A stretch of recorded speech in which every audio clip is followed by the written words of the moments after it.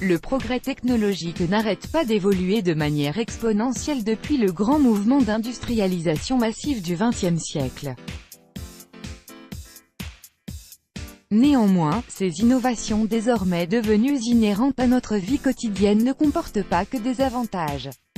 L'un des plus grands inconvénients que l'une d'elles, à savoir Internet, peut apporter est la limitation des champs réels de communication et du contact humain, que cela soit dans un cadre familial ou à une échelle plus grande. À force de vouloir rester connecté, on finit par être déconnecté de la réalité. Le contact humain ne s'établit pas juste dans le but de communiquer des informations plus ou moins utiles.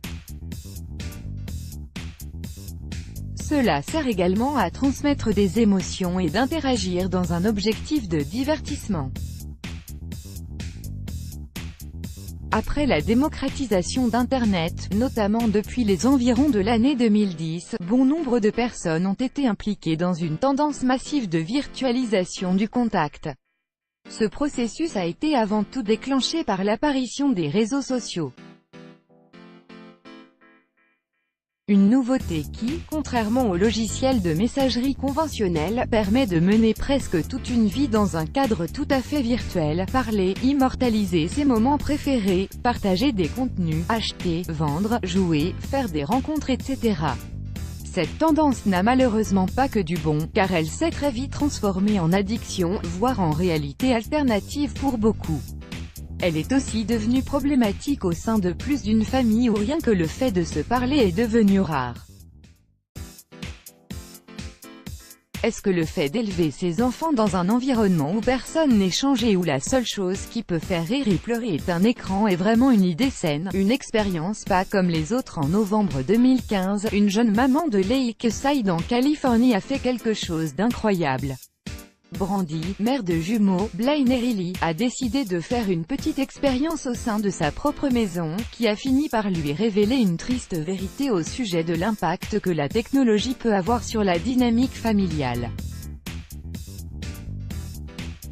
Brandy a donc publié sur Facebook les résultats de son expérience et son post est réellement devenu viral. Aujourd'hui, j'ai fait une expérience en regardant mes deux garçons jouer, alors que j'étais tranquillement assise au coin de la pièce. Je comptais combien de fois ils me regardaient pour diverses raisons, voir si je voyais ce qu'ils pouvaient faire de drôle, rechercher l'approbation ou la désapprobation pour ce qu'ils faisaient et observer mes réactions.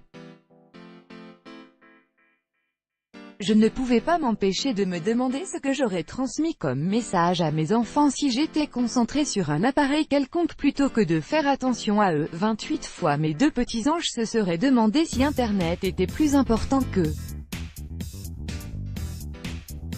À 28 reprises, mes garçons n'auraient pas reçu l'attention que la plupart des adultes recherchent. Mes deux amours se seraient interrogés 28 fois s'ils étaient seuls émotionnellement.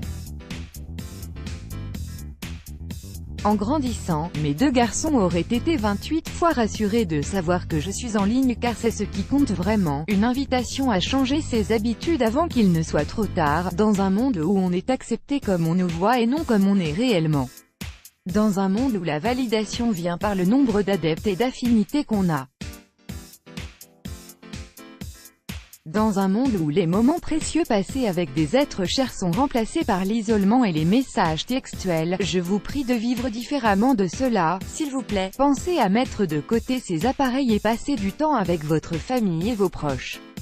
La prochaine génération d'enfants compte sur nous pour leur apprendre à devenir réellement adultes, en ne passant pas tout notre temps sur les réseaux sociaux, préoccupés par qui voit ou lit le message que nous avons envoyé. Le message que cette jeune maman a transmis au monde est lourd de sens. Elle a réussi à démontrer à quel point des appareils sans âme et des contacts virtuels peuvent nous garder éloignés des êtres qui comptent énormément pour nous et qui ont le plus besoin de notre attention. Partagez ceci afin de rappeler au maximum de gens que leurs proches méritent qu'on passe du temps avec eux.